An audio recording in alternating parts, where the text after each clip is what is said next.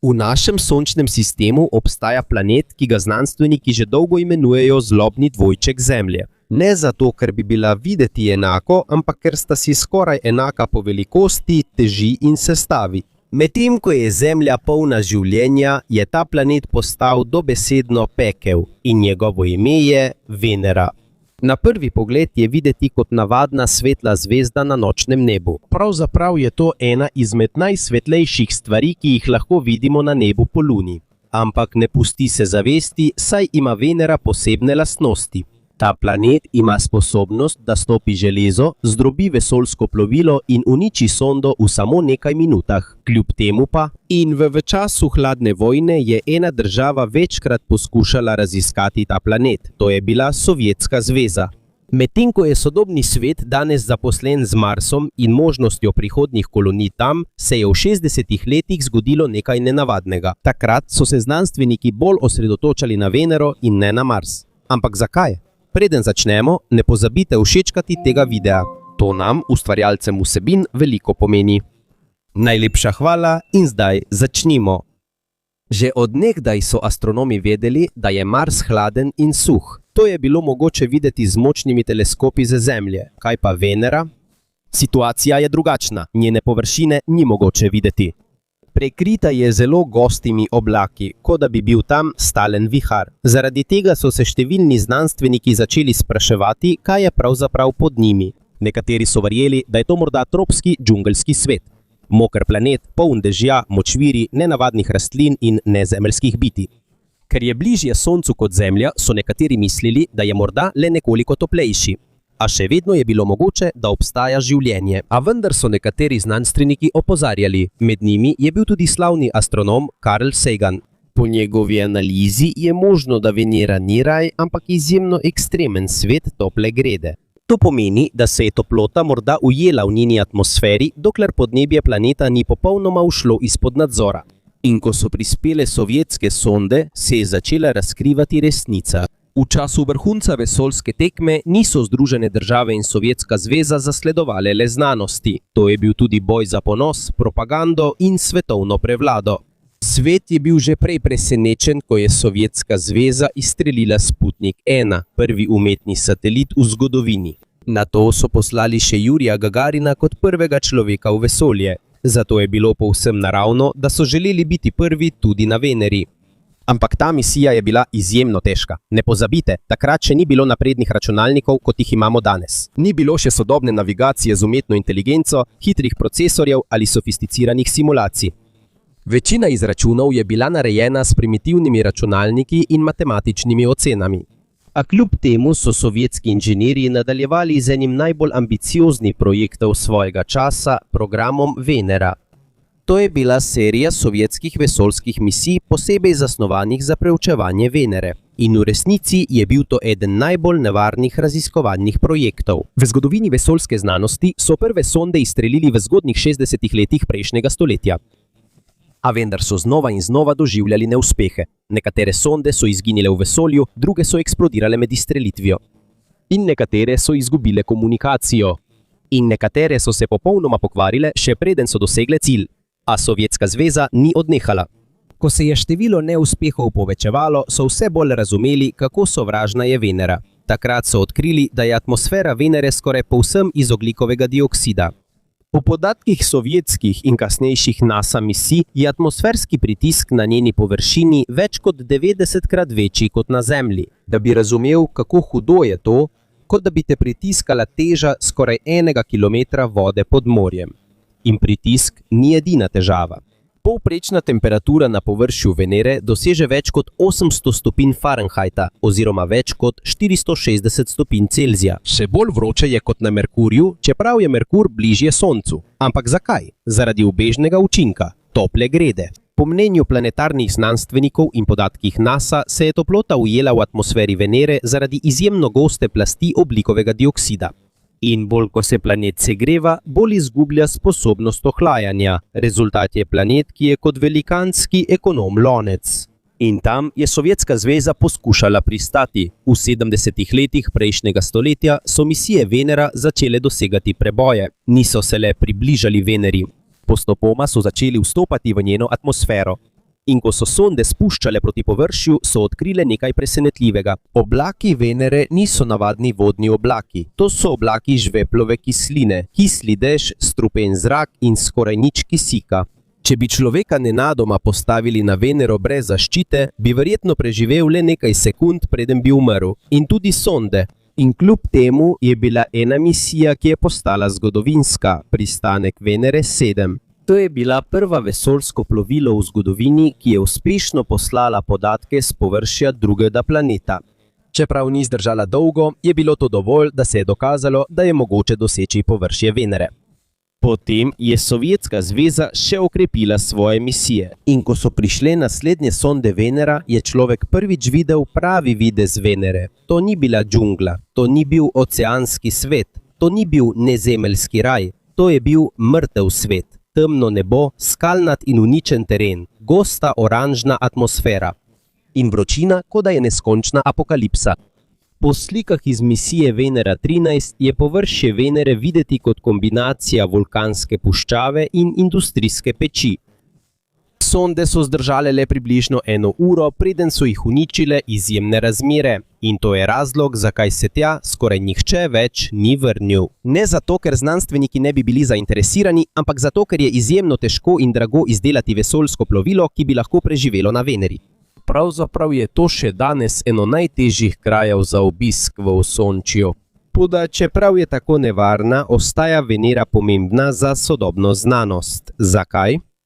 Možno je, da prikazuje prihodnost planeta, ki je izgubil nadzor nad svojim podnebjem. Nekateri znanstveniki verjamejo tudi, da je morda Venera pred milijardami let imela vodo. Toda ko se je učinek tople grede stopnjeval, je voda postopoma izhlapela, dokler ni celoten planet postal sušna, peklenska pokrajina. In za številne raziskovalce je to opozorilo, opomin, kako občutljivo je ravnovesje podnebja na nekem svetu. Zato, čeprav že desetletja ni bilo uspešnega pristanka človeka na Veneri, zanimanje zanjo še vedno ne izgineva. Po podatkih NASA in Evropske vesoljske agencije so v načrtu nove misije, s katerimi bodo ponovno preučevali planet z uporabo sodobne tehnologije. Ker je še danes pod njenimi gostimi oblaki skritih veliko skrivnosti. In morda najbolj sprašljiv del Venere ni njena vročina, ampak možnost, da bi se kaj takega lahko zgodilo tudi na našem planetu Zemlja. Kljub temu pa se vrnimo nazaj. Kljub zaporednim težavam je bila ena stvar, ki je takrat Sovjetski zvezi še vedno dajala upanje. To je bilo to, da so njihove sonde dosegle Venero, le da jim ni uspelo pridobiti najpomembnejšega dela misije. Prve sovjetske vesoljske ladje so obe izgubile komunikacijo, še preden so lahko poslale ustrezne informacije nazaj na Zemljo. Kot da bi poslali raziskovalca na skrivnostni otok, a se je zveza prekinila, še preden bi lahko povedal, kaj je videl. Medtem ko so bili sovjetski inženirji zaposleni s preučevanjem, kaj je šlo narobe, se je ena država tiho pripravljala, da stopi v središče pozornosti. In to ni nihče drug kot Združene države Amerike. Leta 1962 je NASA izpeljala misijo, ki bo spremenila človeški pogled na Venero, Mariner 2. To je bila prva uspešna misija preleta planeta v zgodovini. Ni pristala ni na površju, vendar se je dovolj približala, da je pridobila prve resnične podatke o planetu. In kar so odkrili, je bilo še huje, kot so pričakovali. Ko se je sonda približevala Veneri, je začela beležiti podatke o sevanju in temperaturi iz atmosfere planeta. In po podatkih NASA je bilo že v zgornjih plasteh atmosfere izjemno vroče. Ni preprosto vroč tropski svet, niti močvirnat planet. Izkazalo se je, da je to velikanska peč v vesolju. Po besedah znanstvenikov je misija Mariner zaznala temperaturo več kot 400 stopinj Celzija. In ne pozabite, to so bile šele meritve iz orbite. To pomeni, da so lahko razmere na sami površini še hujše. Tam so še bolj potrdili teorijo o ubežnem učinku tople grede. Tudi na Zemlji imamo namreč učinek tople grede. To pomaga, da planet ostane dovolj topel, da lahko preživimo. Toda na Veneri se zdi, kot da je ta sistem izgubil zavore. Ko se v ozračju kopiči vedno več ogljikovega dioksida, se nabira tudi vedno več toplote. In ko se planet segreva, se učinki še stopnjujejo, dokler ves svet ne postane pravi pekel. Toda težava ni le vročina. Mariner 2 je odkril še nekaj, kar je znanstvenike presenetilo. Izkazalo se je, da je oblačna plast Venere zelo visoka. Po podatkih misije sega skoraj 80 km visoko, kot bi bil celoten planet prekrit z ogromno odejo. In ker so oblaki tako gosti, teleskopi skorajda ne morejo neposredno videti njegove površine. Zato, čeprav ima NASA nove informacije, resnični videz Venere v preteklosti ostaja skrivnost. Vendar je ena stvar postala jasna. Skoraj nemogoče je, da bi tam obstajalo življenje. In zaradi izjemno nevarnega okolja je Amerika postopoma izgubila zanimanje za misije na Venero. Raje so se odločili usmeriti proračun in vire v misije na Luno ter v možnost prihodnjega raziskovanja Marsa. Z drugimi besedami, NASA se je umaknila. Toda za Sovjetsko zvezo so na to gledali drugače. Zanje to ni bilo opozorilo, temveč izziv. Medtem ko so se Združene države Amerike oddaljevale od Venere, je Sovjetska zveza videla priložnost, da si pribori še en zgodovinski dosežek v vesoljski tekmi. Verjeli so, da so blizu preboja, ki bo presenetil ves svet. Zato, namesto da bi odnehali, so še dodatno okrepili program Venera. Bolj vzdržljive vesoljske ladje, naprednejša toplotna zaščita, debelejša zaščita pred pritiskom in še bolj obupani poskusi, da bi pristali na najbolj nevarnem planetu v Osončju. A takrat še niso vedeli, da prave nočne more Venere še niso doživeli. Do leta 1966 se je potek vesoljske tekme začel spreminjati. Ni šlo več samo za to, kdo bo prvi prispel v vesolje. Zdaj je bil to boj, kdo bo preživel v peklu Venere. Ko se je 60. leta približevalo enemu največjih trenutkov vesoljske tekme, sta Amerika in Sovjetska zveza ubrali različni poti. Amerika se je osredotočila na Luno, Sovjetska zveza pa se še vedno ni odpovedala Veneri. Medtem ko se NASA pripravlja na zgodovinske misije pristanka na Luni, sovjetski inženirji tiho izdelujejo večje in močnejše vesoljske ladje kot njihove prejšnje sonde. Tam se je rodila nova generacija misij Venera. To niso več preproste kovinske kapsule, ki jih preprosto pošljejo v vesolje. Sovjetska zveza je namreč že vedela, da Venera ni običajen planet. Zato, če so želeli pridobiti resnične informacije od tam, so morali izdelati vesoljsko plovilo, ki bi lahko preneslo vročino, pritisk in strupeno atmosfero planeta. Nove sonde so bile težje, instrumenti bolj zapleteni, misija pa veliko resnejša. Opremljene so bile z različnimi znanstvenimi napravami, kot so termometer, analizatorji plinov, senzori tlaka in radarski instrumenti, da bi lahko izmerili pogoje med spuščanjem skozi atmosfero Venere. A najpomembnejši del zasnove je bila kapsula za spuščanje. To je bila ločena kapsula, ki se je samodejno ločila od glavne vesoljske ladje, ko je prispela do Venere. Nato se je odprlo njeno padalo in počasi je začela padati navzdol, medtem ko je zbirala podatke o atmosferi. Načrt je bil na papirju dober, vendar je v resničnem življenju Venera povsem druga zgodba.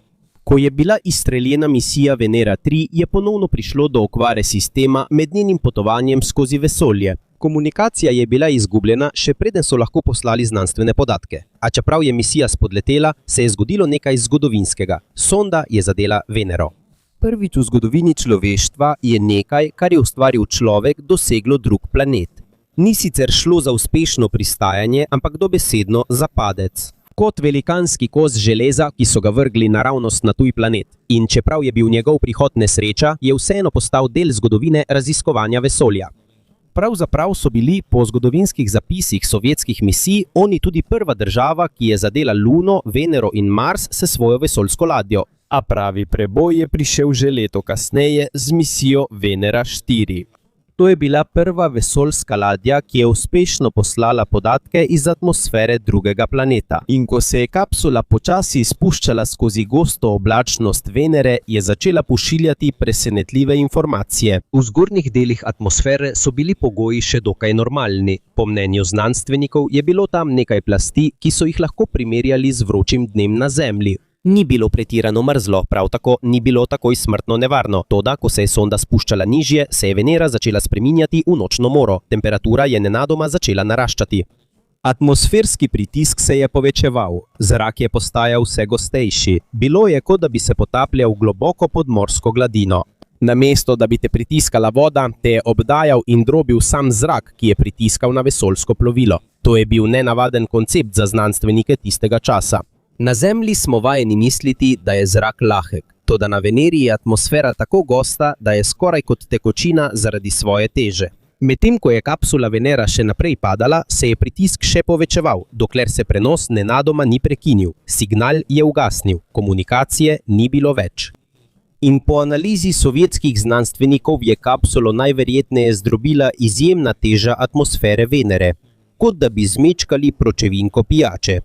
Takrat so spoznali eno strašljivo resnico. Venera je bila veliko hujša, kot so si predstavljali. Navadna vesoljska plovila niso bila dovolj. Preprosto toplotni ščit ni bil dovolj. Če so želeli priti na površje, so morali izdelati enega najtrpežnejših robotskih strojev v zgodovini. A čeprav so vedeli, da je možnost preživetja njihovih naslednjih sond majhna, je Sovjetska zveza vseeno nadaljevala z naslednjimi misijami. Ni bilo umika. Leta 1969 so izstrelili zaporedne misije Venera, čeprav so bili skoraj prepričani, da verjetno tudi te ne bodo preživele do površja. Medtem pa so se Združene države Amerike še vedno pripravljale za še en zgodovinski dogodek, ki bo spremenil človeško zgodovino. Prvi pristanek človeka na Luni. Na tej točki vesoljske tekme je bilo jasno, da Sovjetska zveza zaostaja v največji bitki desetletja – pristanek na Luni. Ko so se Združene države Amerike približevale pristanku človeka na Luni, so sovjetski voditelji vedeli, da jih bo zelo težko ujeti. A to še ne pomeni, da je bila zanje tekma končana. Imeli so še en cilj in to je bila Venera. Za Sovjetsko zvezo je bilo mogoče, da tukaj nadoknadijo zaostanek. Če bi jim uspelo narediti prelomno odkritje na najbolj nevarnem planetu v Osončju, bi še vedno lahko svetu pokazali, da so oni pravi kralji medplanetarnega raziskovanja. Zato se kljub zaporednim neuspehom niso ustavili. Namesto tega so še bolj povečali in okrepili svoje vesoljska plovila. Nove sonde Venera niso bile več navadne vesoljske kapsule. Bile so kot oklepni tanki, narejeni za preživetje v peklu. Debelejša jeklena lupina, še močnejša zunanja struktura. In znotraj tega je bila titanova krogla, ki je služila kot zaščita instrumentov pred izjemno vročino Venere. Kot da bi naredili majhen bunker znotraj vesoljskih plovil. Dodali so tudi dodatne blažilce udarcev, da bi zdržali udarec ob pristanku. Ker v resnici sovjetski inženirji niso bili več prepričani, ali je sploh mogoče varno pristati na Veneri z običajnimi padalskimi sistemi. In imeli so prav. Leta 1970 je prišla ena najpomembnejših misij v zgodovini raziskovanja Venere. Misija Venera 7. Medtem ko se je vesoljsko plovilo spuščalo skozi atmosfero Venere, je sprva vse potekalo gladko. Padalo se je odprlo in kapsula je začela upočasnjevati. A kmalu zatem je prišlo do težave. Po analizi sovjetskih inženirjev je padalo morda raztrgalo ali stopilo zaradi izjemne vročine. Zaradi tega je sonda nenadoma strmoglavila. Kot kamen, ki pade z neba. Hitro, brez nadzora, naravnost na površje Venere. Na Zemlji bi vesoljsko plovilo ob takšnem pristanku zagotovo takoj razpadlo. Zato so, ko je izginil jasen signal Venera 7, opazovalci v Sovjetski zvezi mislili, da je to še ena neuspešna misija. A opazili so nekaj nenavadnega. Še vedno je bil prisoten šibek prenos. Antena je bila poškodovana, vesoljsko plovilo pa poškodovano, še vedno je bilo živo. In tam je človek prvič poslal neposredne informacije s površja Venere. Ti podatki so dokončno potrdili nočno moro, ki so se znanstveniki bali.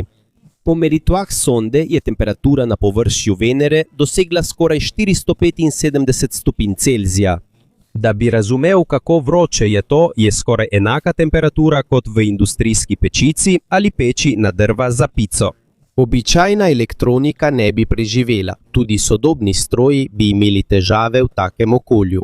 Namesto da bi se ustrašila, je Sovjetska zveza postala še bolj odločna. V njihovih mislih, čeprav so izgubili v tekmi na Luno, imajo še vedno druge priložnosti, da ustvarijo zgodovino. Lahko bi postali prva država, ki bi odkrila skrivnosti drugih planetov, Venere, Marsa in morda celo ključ do razumevanja, kako nastajajo svetovi v vesolju. Zato se je v zgodnjih 70-ih letih začela spreminjati usmeritev sovjetskega vesoljskega programa. Zdaj so se bolj osredotočili na raziskovanje globokega vesolja. Pravzaprav so leta 1971 poslali vesoljsko plovilo, ki je kot prvo mehko pristalo na Marsu. Čeprav je signal trajal le nekaj sekund, preden je dokončno ugasnil. A Venere niso opustili. Z naslednjo misijo so bili še bolj uspešni. Misija Venera 8. Tokrat je vesoljsko plovilo uspešno pristal na površju in skoraj 1 uro pošiljal podatke. In tam so še bolj potrdili, kako nemogoče je preživeti na Veneri. Poleg izjemne vročine je tam tudi atmosferski pritisk skoraj 90-krat večji kot na Zemlji, kot da bi bil skoraj kilometer pod morsko gladino. In tu se še ne konča. Spodnji del atmosfere Venere je prav tako poln žveplove kisline. Ja, ista kemikalija, ki se uporablja v avtomobilskih baterijah. Z drugimi besedami, skoraj vsak vidik Venere želi uničiti tvoje vesoljsko plovilo. Vročina, pritisk, kislina, strupeni plini. A obstaja še ena stvar, ki jo je odkrila Venera 8, ki je še bolj spravila sovjetske inženirje v pamet. Na površju Venere je bilo dovolj svetlobe. To pomeni, da je mogoče posneti fotografijo. In če jim uspe, bo to prva fotografija s površja drugega planeta. Zato je Sovjetska zveza za naslednjo misijo izdelala še bolj nenavadno vesoljsko plovilo kot prej. Misija Venera 9. Tehta skoraj 5 ton. To je tako težko kot odrasli afriški slon. Toda najpomembnejša sprememba je bil pristajalni sistem. Sovjetski inženirji so namreč opazili, da je Venera 7 delovala, čeprav je padla zelo hitro. Zato so pomislili, kaj če ne bi več uporabljali velikega padala, ampak bi izkoristili kar izjemno gosto atmosfero Venere. Zato so uporabili atmosfero Venere, da upočasnijo vesoljsko plovilo. Tam so ustvarili novo aerodinamično zasnovo za Venero 9. Na Veneri je namreč atmosfera zelo posebna. Tako je gosta, da se skoraj da zdi kot voda, ne pa kot navaden zrak. Zato se vesoljsko plovilo med padanjem naravno upočasnjuje. Zaradi močnega upora atmosfere in po vseh neuspehih, nesrečah in skoraj nemogočih misijah so jim končno uspelo. Leta 1975 je človek prvič videl pravo površje Venere. Ni zlika, ni umetnikova domišljija, ampak prava fotografija z drugega planeta. In to, kar so videli, je bil tih, temen in kot da je mrtev svet, ki je videti kot konec apokalipse. Prva fotografija z Venere ni bila takšna, kot so jo mnogi pričakovali. Ni bilo nezemeljskega mesta, nobenih nenavadnih rastlin, nobenih premikajočih se bitij. Namesto tega je svet videl tih kraj, poln kamenja, prahu in uničene pokrajine, kot zapuščena vulkanska puščava. A čeprav je bil njen videz preprost, so te slike imele izjemno velik pomen. Kajti prvič v zgodovini človeštva smo videli pravo sliko s površja drugega planeta. Prva slika z misije Venera 9 prikazuje ostre kamne in peščeno zemljo okoli pristajalnika. Vizualno ni bila spektakularna, toda za znanstvenike tistega časa je bil to izjemen uspeh. Potem je sledila misija Venera 10. Le nekaj dni kasneje in videz kraja, kamor je pristala, je bil drugačen. Teren je bil bolj raven, manj je bilo velikih kamnov in po analizi znanstvenikov je možno, da je bilo to območje starodavni tok lave. To pomeni, da je na Veneri že dolgo časa prisotna močna vulkanska dejavnost. In še danes nekateri raziskovalci verjamejo, da je dejavnost še vedno mogoča. Toda čeprav je Sovjetski zvezi že uspelo pridobiti slike z Venere, vsaka misija še vedno ni bila lahka. Ena največjih težav, s katerimi so se soočali, je bil prav kamerni sistem. Zaradi izjemne vročine v atmosferi Venere je morala biti kamera zaščitena med spuščanjem vesoljske sonde. Če ne, bi se leča lahko stopila ali poškodovala, še preden bi prispela na površje. Zato so izdelali avtomatske zaščitne pokrove, ki naj bi prekrivali kamero med spuščanjem. Težava pa je, da ti niso vedno delovali. Pri nekaterih misijah, kot sta misiji Venera 11 in Venera 12, je prišlo do okvare sistema pokrovčka objektiva. Vesoljsko plovilo je bilo še vedno aktivno. Pristanek je bil uspešen, vendar se pokrovi kamer niso pravilno odprli, zato niso dobili jasnih slik. Kot da bi šel na najbolj nevaren kraj v Osončju, pa si pozabil odstraniti pokrov s kamere. Toda po nekaj letih je prišla ena najuspešnejših misij na Venero v zgodovini, misija Venera 13. In to je bila misija, ki je svetu končno dala najbolj podroben pogled na Venero. Prvič je človek videl barvne slike s površja drugega planeta. In ko so slike prišle ven, je bilo vse še bolj nenavadno. Oranžno nebo, bledo skalnata pokrajina in prizor, ki res ni namenjen človeku. Po podatkih misije je sonda pristala blizu roba visokega terena oziroma na območju pečin, zato je bil občutek globine na slikah še bolj izrazit. In tam so znanstveniki še bolj začutili, da je to resničen kraj. Ne risba, ne računalniška umetnost, ampak dejanski svet v vesolju. Na slikah je mogoče videti tudi del same vesoljske sonde skupaj z nenavadnimi kovinskimi strukturami pod njo, ki so videti kot zobje. To ni samo dizajn, ima svoj namen. Sovjetski inženirji so namreč opremili pristajalni sistem s kovinskimi plavutmi in stabilizatorji, da se sonda med padanjem skozi gosto atmosfero Venere ne bi preveč vrtela ali tresla. Ker če vesoljsko plovilo med pristankom izgubi stabilnost, se lahko popolnoma prevrne ali poškoduje, še preden uspe poslati podatke. A vendarle slike niso bile edina naloga sonde Venera 13, saj je imela s seboj tudi vrtalni sistem. Da, dobesedno je vrtala v tla Venere. Vzelo je vzorce tal, da bi preučili, kakšna vrsta materiala prekriva površje planeta. In po analizi so nekateri kamni na Veneri podobni vulkanskim kamninam na Zemlji, zlasti strjeni vulkanski pepel in bazaltne materiale, ki jih običajno najdemo tudi na oceanskem dnu našega planeta. To pomeni, da je zelo verjetno, da ima Venera močno vulkansko zgodovino. In še ena stvar, ki jo je naredila Venera, o kateri se danes redko govori. Imela je mikrofon. Tako je človek prvič slišal zvok s površja Venere.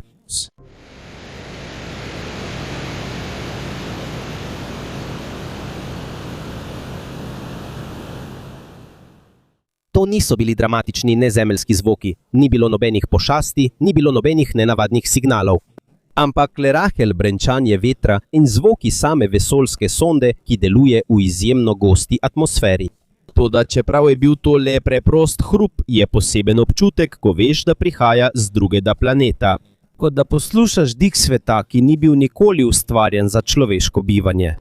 Po Veneri 13 je sledila še misija Venera 14. Ponovno je potrdila, da je veliko delov Venere polnih vulkanskih kamnin in obsežnih ravnih terenov. In potem se je vse ustavilo. Nobena druga vesoljska ladja ni več pristala na Veneri. Do danes so te slike še vedno zadnje prave fotografije s površja planeta. In vprašanje mnogih je, zakaj se nismo več vrnili. Odgovor je preprost. Zelo težko je, zelo drago in korist je zelo majhna v primerjavi s tveganjem. Na Marsu, zato so roverji na Marsu zdržali več let in lahko prepotujejo kilometre in kilometre, medtem ko še naprej preučujejo okolje. Ampak na Veneri? Najdlje, kar je preživel pristajalnik Venera, je bilo skoraj 2 uri. 2 uri. Po zelo dragi in zelo nevarni misiji. Poleg tega se je Sovjetska zveza postopoma razpadala od poznih 80. do zgodnjih 90. let. Prioritete države so se spremenile, gospodarstvo je oslabelo in njihov vesoljski program je bil prizadet. Medtem se je NASA odločila, da se bo bolj osredotočila na Mars in druge bolj praktične misije. In res je težko prepričati vladne uradnike, naj porabijo milijarde dolarjev za misijo, ki bo morda preživela le nekaj minut. Zato je Venera do danes ostala skoraj nedosegljiva. Na kozmični lestvici je zelo blizu Zemlji, a zdi se, kot da spada v povsem drug svet. Planet, o katerem so ljudje nekoč sanjali, da bi morda lahko imel življenje. A vendar je postal eno najbolj nevarnih krajev, ki smo jih odkrili v celotnem Osončju.